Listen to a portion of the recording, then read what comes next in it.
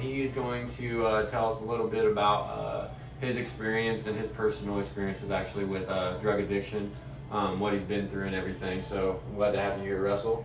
Good to be here. So tell us a little about yourself, with your struggle with addiction and what has kind of put you through and where you're at now.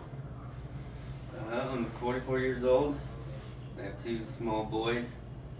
I've been through probably 2 decades of addiction, off and on, multiple relapse.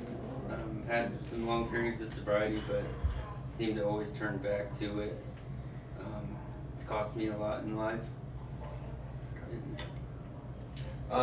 So with what was your choice of drugs? If you don't mind me asking.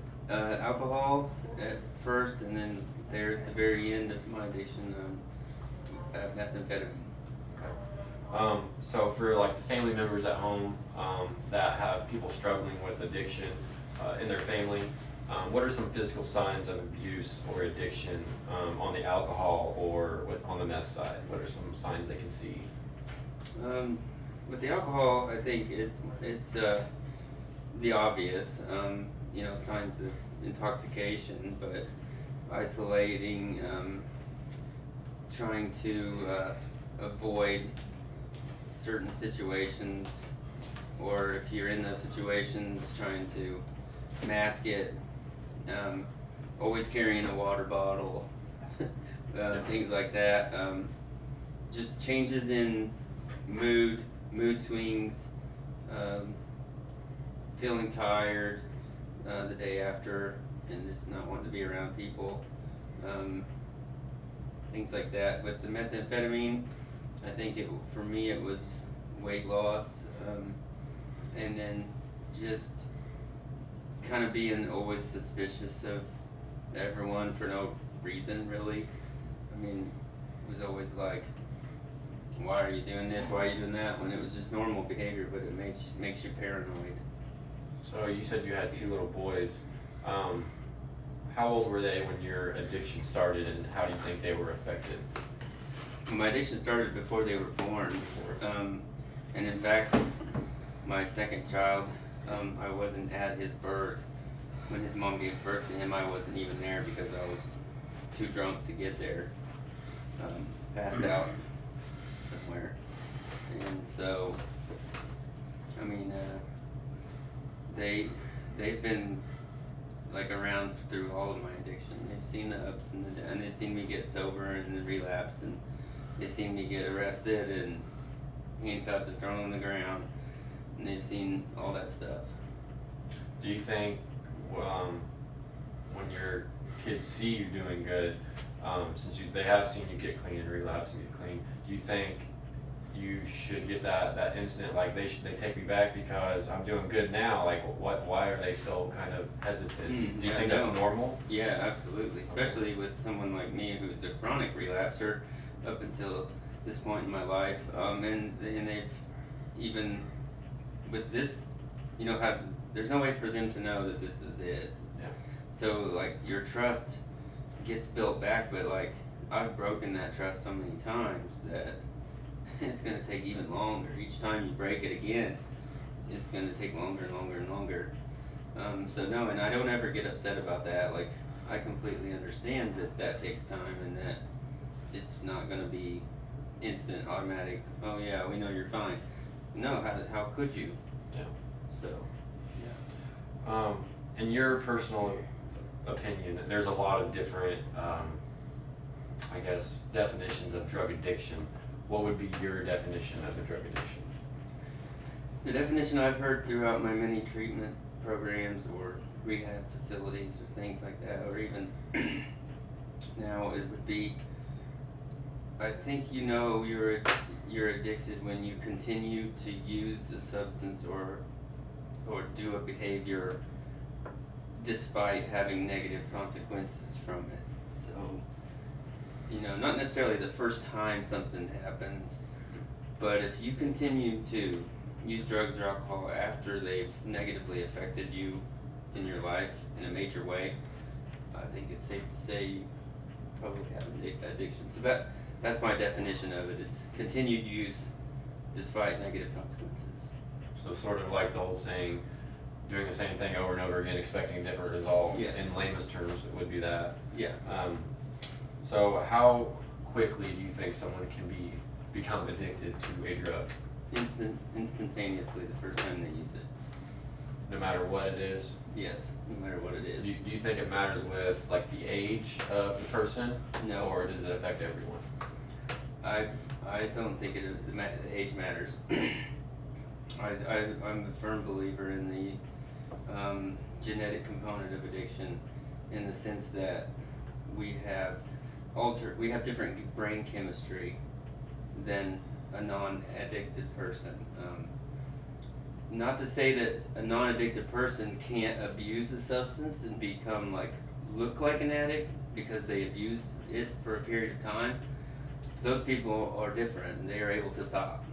When they decide they're done, they're able to stop, and then they don't really need to do anything to stop. They just do. They just stop one day. And true addiction does not work that way. There's a lot more to it, and the genetic component is powerful. So that's why I think it happens instantly. Sorry.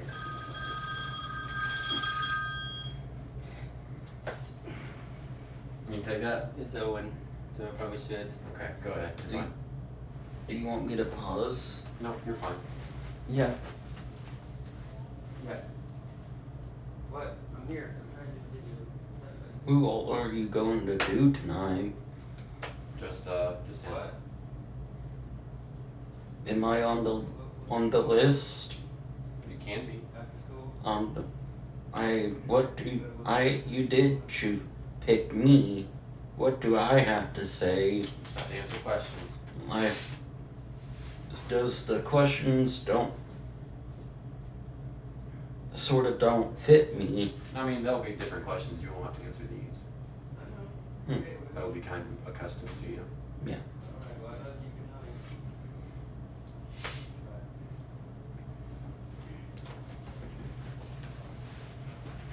could know. Okay, sorry about that. Alright. Rebuilding bridges. You would have had to taken that. I mean, you said it was your son, so that's awesome. So next question. How do you know that someone is addicted to drugs? What would be some signs? How do you know they're addicted? Stealing. A lot of times when you want a drug or whatever, you will do anything you can to get it. So theft is a big indicator. Just physical changes, like we talked about earlier. Lying. Not being accountable. Like they say they're going to be somewhere and then they don't show up, and they come up with all kinds of reasons why. Things like that. I think so. And a lot of my family was always like the ones closest to me, like my mother, my wife, my father. I mean, they would always seem to know, even when I didn't think they did. Like they knew, because there is just a way you can usually tell about a person if you know them that well. I usually have that confident mask on saying, oh, I don't look that bad, that sort of thing, but other people can definitely tell that there's just a tweak of a change in you too, so Yeah. I know I've experienced that too. Yeah. Like a stranger would not know the difference. No. Or a coworker even, maybe if they're not like a close coworker, it might just seem, no different to them, but yeah, your real close person would know. So pregnant women that abuse drugs, do you feel like it could affect the child inside them? And I mean, at what point do you think some pregnant women say, if I can use up to this point, and then I'm so far along that I have to stop using so it doesn't affect it? And what in that aspect, how long do you think it affects them no matter what? I think it absolutely affects. Any drug that crosses the blood-brain barrier will also cross the mother-fetal barrier, and is all drugs that we know of for abuse do that. So yeah, and actually, in fact, its use in the early stages of pregnancy, like the first couple of weeks or months, is worse than later. contrary to maybe what people think, you'd be actually better off not using in the first period of pregnancy, and then if you're going to do it, then doing it later. It sounds, because you're doing more damage early on when the baby's initially developing. Fetal alcohol syndrome, you know, is a big one that develops pretty quickly and early on. Now, you personally, are there any effective treatments for drug addiction that you could help people find, or family members that are trying to help a loved one or friends? Do you know of anything or anywhere? I mean, what I've experienced in my own journey and what I've seen other people, it's like anything can work if the person is ready. I mean, from traditional cognitive therapy to AA to faith-based programs. I mean, you know, and then on a Christian level, I believe personally that God can remove that at any point. If you ask Him and believe in your heart that He can and have that faith, then I think He takes it. And you know, that's been my experience. But at the same time, you know, you can also fall back, so you have to be careful, which is where I've stumbled in the past, is growing complacent and not focusing on God anymore. Once He saved me from it once, it was like, I got an okay, thanks, and I'm good. See you later. And then after a while, you know, it don't take long for you to go back to your old ways, old behaviors, and that addiction, the genetic component I talked about earlier, is right there ready. As soon as you pick up again, you don't just pick up where you left off, you pick up as if you never stopped. So it's like a progressive, that's why they call it a progressive disease, because it does. Even if you're not using, the disease is still there, progressive. Where can I find information about drug addiction programs? Anything off the top of your head? I mean, I think AA, hospitals, treatment centers, rehabs, you know, places like that, church, just in your community. A lot of stuff's available nowadays online. You can just Google addiction and you'll get a whole list of things. It's just I think you have to be ready, willing, and then you can get the help you need. For you personally, what would be something that you would, when you're looking for like a recovery home or something like that, what are some things that you want to have, or some things that you're looking for that would want to help you, and what things are you trying to avoid when looking for a place? That's a tough question. Because I've always been kind of not forced into programs, but like at different times in my life, things were suggested that I went into without really making the decision for myself. So I would probably look for places that have maybe, if you're actively using, obviously, then I would look for places that have like a detox, where they'll not just expect you to be off the drug or alcohol, but they'll help you get off of it first.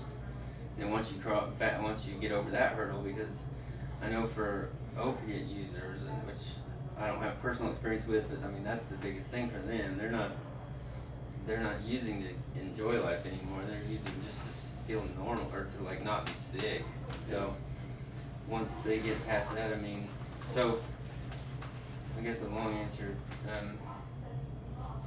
or a short answer would be just whatever the need is. Like if you need to get off that first, or you don't, you know, maybe you can just do it as a person that starts going to meetings. Look up all your AA meetings in your local area, or your Celebrate Recovery, NA, whatever it may be, and start going. And then, but again, I think it's really just any of those things will work if you're ready. Now you were talking about detox with people that are coming off drugs. What is detoxification for some of our viewers that don't know? Well, I just think it's removing the drug from your system, or allowing your body to cleanse itself of the drug completely. So, which just takes time. There's no, Now, do you think detox is different than a withdrawal? yeah. Okay, so what's the difference between Because those? I think you can have withdrawal is when your body still craves the drug after it's gone, and detox is getting it gone. So I don't think withdrawal happens until you've already detoxed. So yeah, the withdrawal comes after, and then there's different stages to that. A lot of programs will tell you about even post-acute withdrawal syndrome, pause they call it, where you have withdrawal symptoms that you're not really even aware of like months later. In the case of methamphetamine, it takes like 90 days for you to even, for it to be out of your system completely, in the sense that, yeah, you pass a drug screen after 3 or 4 days, but like, you'll have the effects of that drug in your brain, what it did to your brain for months, if not years afterwards. The dopamine. Yeah. And that goes back to, like, I wanted to mention earlier with the part about believing it addicts are different genetically, is that they've proven that our brain chemistry is such that when someone who's prone to addiction genetically, when they first use a substance that very first time, that's why I believe you get addicted the very first time, the dopamine levels in their brain go up. And since they're genetically prone to addiction, their levels have always operated at a certain point, where someone genetically not prone to addiction have higher levels of dopamine just normally.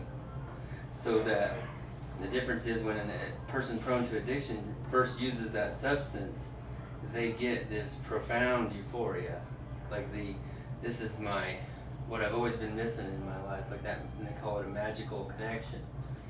Your brain is like, this is it, this is what I've been missing.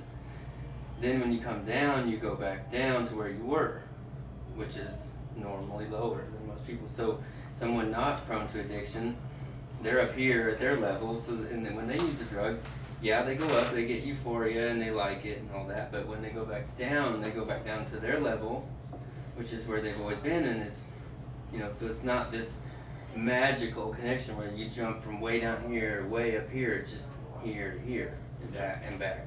Where people prone genetically to addiction, they have this huge swing, and so then that's why they're always chasing that first high, that magical connection with it.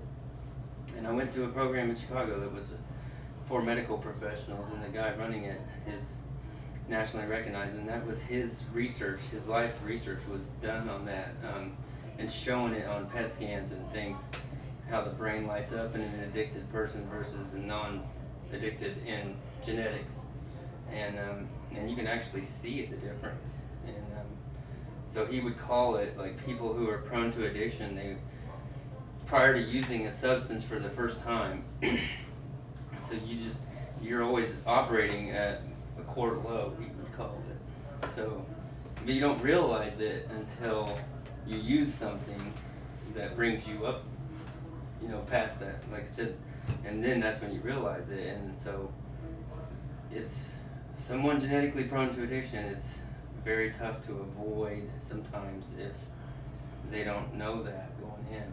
Yeah. And most people don't really know, unless you really look at your family history and you go back and you're like, maybe I'd better not try.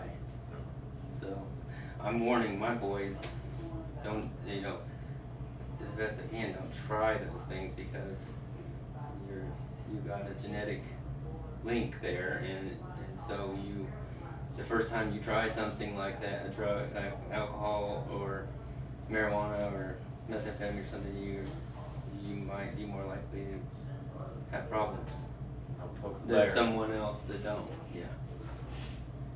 So I know I rambled on there a little bit, but I know that God is what healed me from my addiction, but I'm a firm believer in the science part of it too. Like, it's not just a behavior problem. And, there's actual chemical, physical evidence that it's a disease that you either have or you don't have. You don't choose to have it. No one wakes up and says, hey, I think I'm going to be an addict. Yeah. So. All Alright, well, that is all the questions I have. Do you have anything else you want to add? No, just thanks for having me on. I hope this helps someone that's struggling, and you can get some resources maybe through this video. Alright, well, we want to thank you for joining us here on the International Overdose Awareness page. If you have any comments for Russell here or for us, just comment down below, like this video, and follow us. Thank you for joining us.